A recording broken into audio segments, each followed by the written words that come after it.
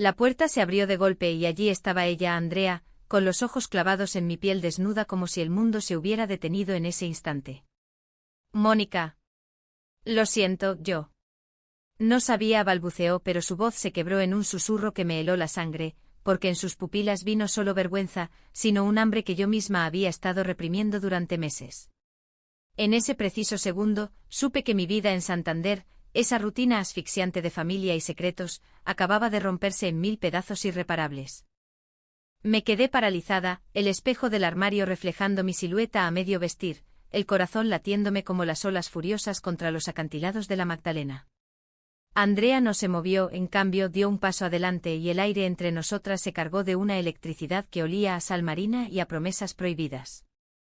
Santander siempre ha sido para mí un abrazo traicionero, sus playas de guijarros que te cortan los pies si no vas con cuidado, sus vientos que susurran mentiras desde el Cantábrico y esa fachada de postal idílica que esconde las grietas de una familia como la mía.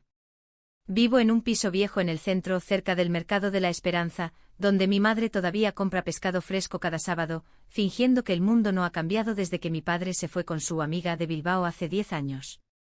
Elena, mi hermana mayor, es el pilar inquebrantable, 26 años, abogada en un bufete de la calle Burgos, con esa sonrisa que desarma a cualquiera y un corazón que late por causas perdidas. Y luego está Andrea, su mejor amiga desde la universidad en Madrid, la que llegó a nuestras vidas como una tormenta de verano, impredecible y devastadora. Todo empezó ese julio sofocante, cuando el sol se colaba por las persianas como un intruso. Elena había insistido en que organizáramos una cena en casa para celebrar su ascenso. Mónica, por favor, no seas antisocial. Andrea viene, y sabes que adora tus croquetas. Reí porque era verdad, Andrea devoraba mis platos como si fueran el último banquete del mundo, pero era su forma de mirarme mientras masticaba lo que me ponía los nervios de punta. Tenía 24 años, un año más que yo, pero parecía llevar el peso de siglos en esos ojos castaños profundos, enmarcados por un flequillo negro que le caía rebelde sobre la frente. Su piel oliva, herencia de una abuela andaluza, contrastaba con las camisetas holgadas que usaba para ocultar un cuerpo atlético, forjado en las pistas de pádel del Sardinero. Era guapa de esa manera que duele, no perfecta sino real, con una cicatriz fina en la ceja izquierda que contaba historias que nadie se atrevía a preguntar. Esa tarde, mientras Elena estaba en el supermercado comprando vino de Rioja, me metí en mi habitación para cambiarme.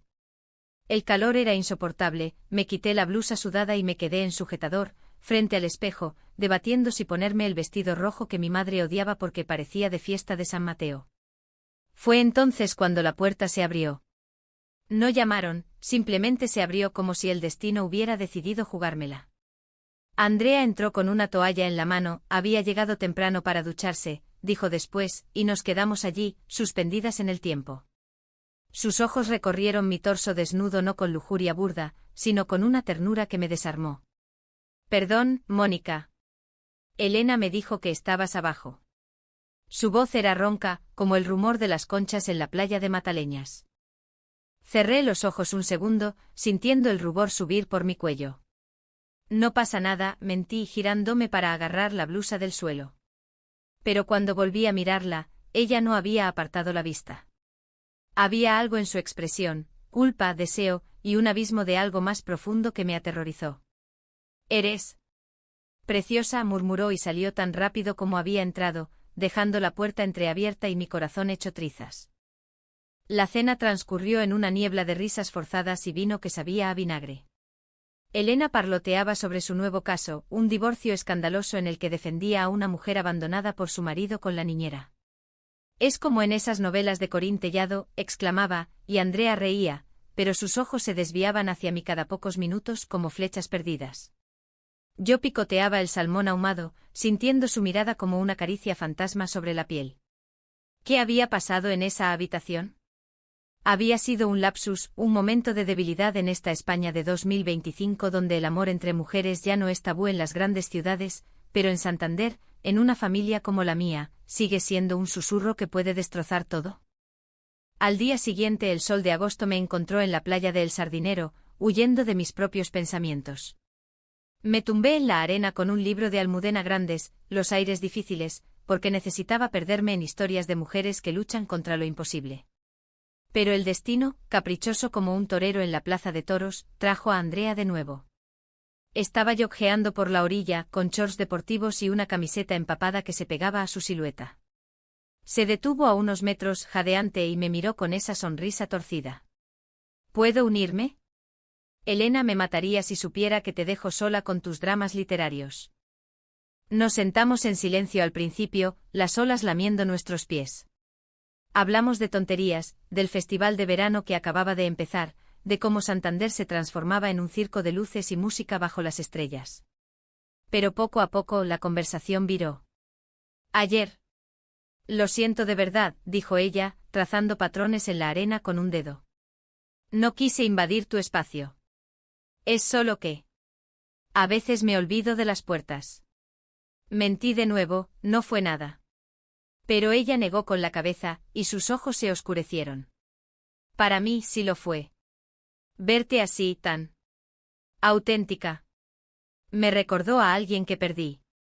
Ahí estaba el primer hilo suelto de su tapiz secreto. Andrea no hablaba mucho de su pasado. Elena decía que había estudiado Bellas Artes en Madrid, que pintaba retratos que vendía en galerías de pequeño formato en el barrio de las Letras. Pero había un vacío, un silencio cuando salía el tema de su familia. ¿Alguien que perdiste?, pregunté con el corazón en la garganta. Ella miró al horizonte donde el faro de Cabo Mayor parpadeaba como un ojo acusador. Mi primera novia. Se llamaba Lucía. Nos conocimos en la residencia de estudiantes, éramos unas crías llenas de sueños. Pero su familia. Eran de esas que ven el amor como un contrato, no como un incendio. Me dejó porque no podía con la presión. ¿Y yo? Yo me culpé durante años. Sus palabras me golpearon como una ráfaga de viento del norte. Yo, Mónica, la chica de 22 años que estudiaba Historia del Arte en la Uni de Cantabria, que había besado a un chico en una fiesta de fin de año solo para callar las preguntas de mi madre, de repente me vi reflejada en su dolor. Nunca había nombrado lo que sentía por las mujeres, era un secreto guardado en diarios escondidos bajo el colchón, en miradas robadas a las turistas en la península de la Magdalena. Pero con Andrea, todo parecía posible y aterrador a la vez. No tienes que culparte, le dije, tocando su mano por primera vez. Su piel era cálida, áspera por el sol. Ella entrelazó sus dedos con los míos, y en ese gesto, el mundo se redujo a la sal en nuestras lenguas y el rumor del mar. Los días siguientes fueron un torbellino disfrazado de normalidad. Andrea empezó a aparecer más en casa. Elena, ¿puedo dejar mis pinceles aquí? Mi piso en el Gótico está hecho un desastre. Y yo, tonta, le prestaba mi habitación como estudio improvisado. Pintaba mientras yo leía en la cama, y a veces, cuando Elena salía a correr por el Paseo Pereda, nos quedábamos solas. Hablábamos de todo, de Goya y sus majas desnudas que desafiaban a la sociedad, de cómo en Santander la Virgen del Mar bendecía a las parejas heterosexuales en procesión pero ignoraba a las que amaban en las sombras. Un atardecer, mientras el cielo se teñía de rosa sobre la bahía, ella dejó el pincel y se acercó. Mónica, ¿qué sientes cuando me miras? Su aliento olía a café y a óleo. Yo tragué saliva. Siento que podría ahogarme en ti y no querer salir.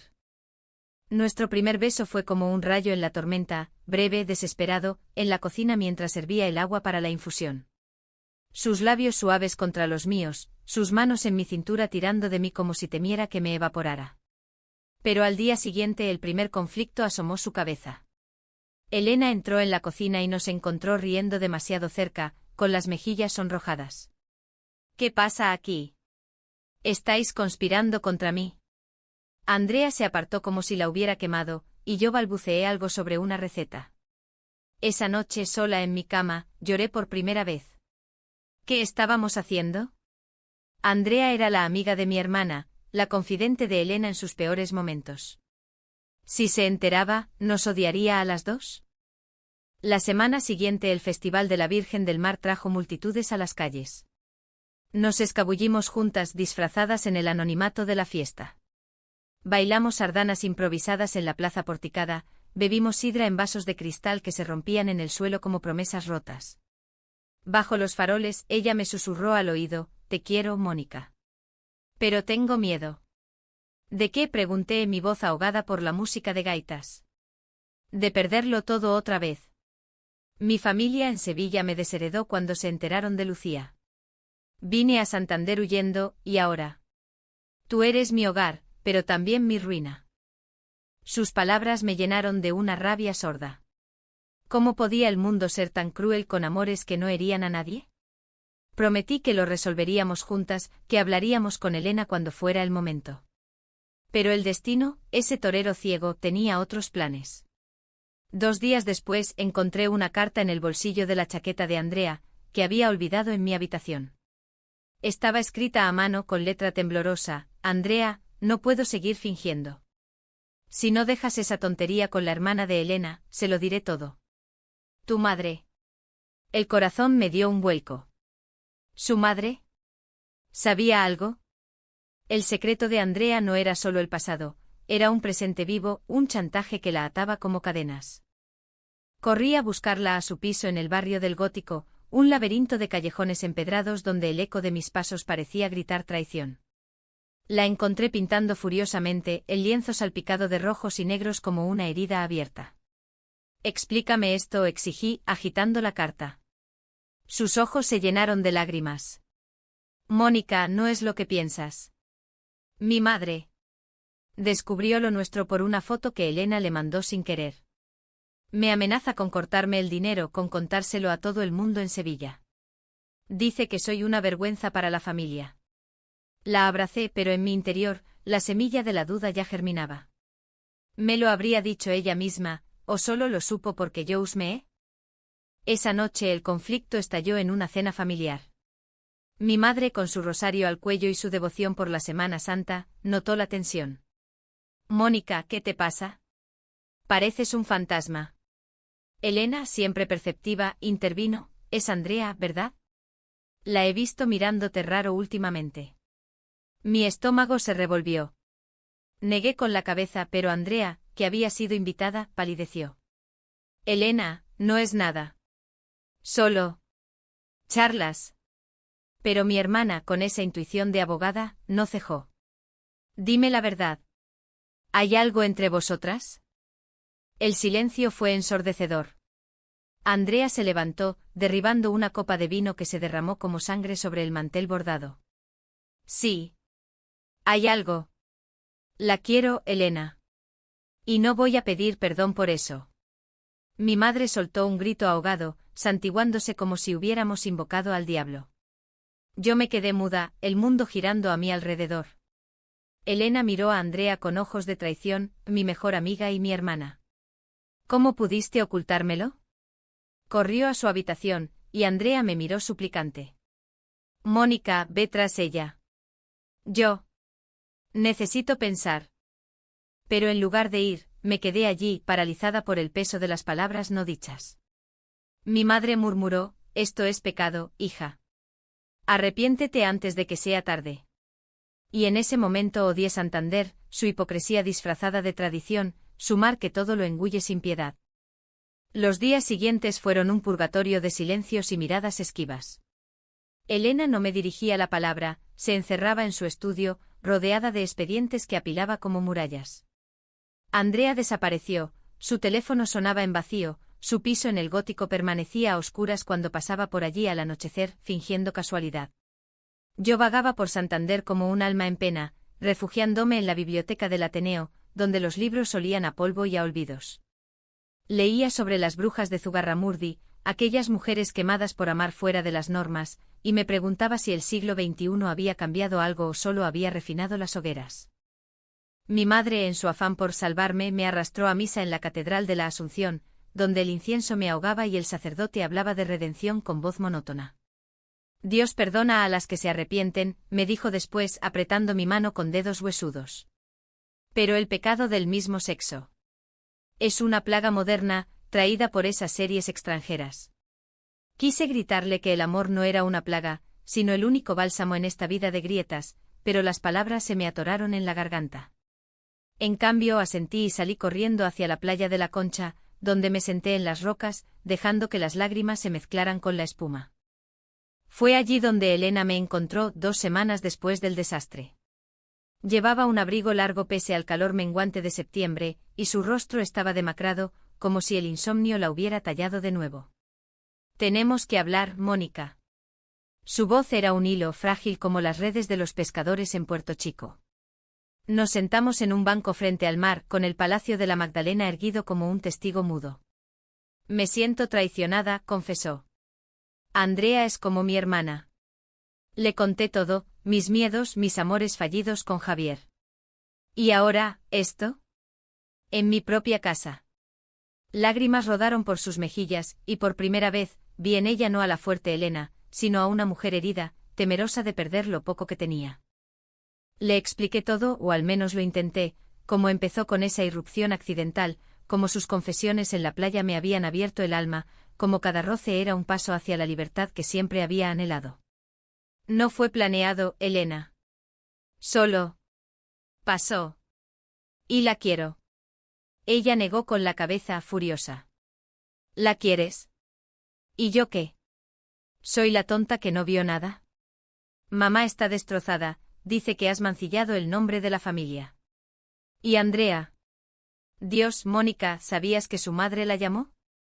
La amenazó con desheredarla del todo si no rompía contigo. El corazón me falló un latido. Así que el secreto se había filtrado más allá. No lo sabía, mentí a medias, recordando la carta. Elena se levantó, el viento agitando su cabello. Pues averígualo. Pero no esperes que te perdone tan fácil. Esto nos ha roto a todas. Regresé a casa con el peso de sus palabras, pero en lugar de hundirme, busqué a Andrea. La encontré en su estudio improvisado en una galería pequeña de la calle Calderón de la Barca, pintando un mural abstracto de azules y grises que gritaba soledad. Entré sin llamar, y ella se giró, el pincel goteando pintura como lágrimas. Mónica. No debiste venir. Pero yo cerré la puerta y me acerqué desafiante. ¿Por qué no me dijiste lo de tu madre? ¿Pensabas que no lo resistiríamos juntas? Sus ojos se endurecieron, un muro que no había visto antes. Porque no quería cargarte con mi mierda. Tú eres joven, Mónica, tienes toda la vida por delante. Yo soy un desastre con equipaje. Lucía me dejó por lo mismo, el miedo a las familias que nos ven como aberraciones. La rabia me invadió, esa furia ciega que nace del amor herido. ¿Y qué? ¿Me ves como una niñata que no puede manejar la verdad? Entraste en mi vida como un huracán y ahora quieres huir porque tu madre mueve unos hilos desde Sevilla. Grité y las palabras rebotaron en las paredes blancas del estudio. Ella dejó caer el pincel y en un impulso me abrazó con fuerza, sollozando contra mi hombro. No quiero huir. Te quiero tanto que duele. Pero Elena me odia. ¿Y tu madre? Nos besamos entonces no con ternura sino con desesperación, como si pudiéramos sellar las grietas con saliva y promesas. Pero en el fondo sabía que era un parche temporal. El verdadero alto trajo el otoño con sus lluvias que azotaban Santander como lágrimas de los dioses cántabros. Andrea decidió enfrentarse a su madre, voló a Sevilla por un fin de semana, armada solo con su orgullo y una carta que escribió con mi ayuda, declarando que su amor no era negociable. Regresó cambiada, con ojeras y una sonrisa frágil. Me desheredó. Oficialmente. Pero me dijo que era libre. Celebramos en un bar de la calle Somorrostro con pinchos de changurro y vino de toro, pero la alegría era amarga. Ahora soy yo la que te ata, Mónica. Sin dinero, sin nada. Le tomé la mano sobre la mesa de madera astillada. Somos ricas en lo que importa. Pero el destino, ese cabrón con sombrero de torero, no nos dejó en paz. Elena, en un arrebato de dolor, cometió la traición que nos destrozaría. Una noche, mientras yo estaba en clase, ella registró mi habitación buscando pruebas, dijo después, y encontró mis diarios. Leyó cada página, mis confesiones sobre Andrea, mis miedos a la desaprobación familiar, mis sueños de una vida juntas en Madrid, lejos de las campanas de la colegiata. En lugar de confrontarme, llamó a nuestra madre y, peor aún, a la familia de Andrea en Sevilla. Quería que supieran lo que su hija estaba haciendo, sollozó cuando me lo contó 2 días después en la cocina, con el teléfono aún caliente en la mano. Llegué a casa empapada por la lluvia, y allí estaban, mi madre rezando en el salón, Elena con los ojos rojos, y un mensaje de Andrea en mi móvil. Se lo han dicho todo. Mi hermano vino a por mí. No vuelvas a buscarme. Es por tu bien. El mundo se derrumbó. Grité a Elena, ¿cómo pudiste? Eres mi hermana. ¿Por qué traicionarme así? Ella se defendió, voz quebrada, porque me rompisteis el corazón. Pensé que si lo sacaba a la luz, dolería menos. Mi madre intervino, voz glacial, esto acaba aquí, Mónica. Elige, tu familia o esa. Depravación. Huí esa noche sin maleta, solo con el abrigo y el eco de las olas en mis oídos. Busqué a Andrea por toda Santander, su piso vacío, la galería cerrada, la playa de Valdearenas donde solíamos caminar. La encontré al amanecer, sentada en las rocas de la punta del Butterfly, mirando el mar con expresión vacía. Me han echado del trabajo, murmuró cuando me acerqué. Mi hermano dijo que era una vergüenza para el apellido. Y todo por una llamada de tu hermana. La abracé y lloramos juntas, el salitre mezclándose con nuestras lágrimas. No es el fin, le dije aunque mi voz temblaba. Pero en su mirada, vi el abismo, el mismo que había visto en Lucía, el que devora los sueños. El clímax llegó en una noche de tormenta, cuando el Cantábrico rugía como una bestia herida. Elena me llamó desesperada, mamá ha tenido un ataque. Ven al hospital. Corrí al Marqués de Valdecilla, el pasillo oliendo a desinfectante y miedo. Mi madre yacía en una cama, pálida como un lienzo en blanco con tubos serpenteando por sus brazos. Elena estaba a su lado, destrozada. Lo siento, Mónica. Fui una idiota. El miedo me cegó. Mi madre abrió los ojos, débil, y me tomó la mano. Hija. Vi tu dolor. No quiero perderte por orgullo. Era lo más cerca de una disculpa que tendría, pero bastó para romper el hielo. Andrea llegó esa misma noche alertada por un mensaje mío. Entró en la habitación con paso vacilante y el silencio fue pesado como plomo. Elena se levantó y por un momento pensé que la echaría. En cambio, la abrazó. Perdóname, amiga. Traicioné lo que más quiero. Andrea lloró y nosotras con ella. Mi madre, desde la cama, murmuró, el amor es amor, aunque no lo entienda. Solo. Sed felices.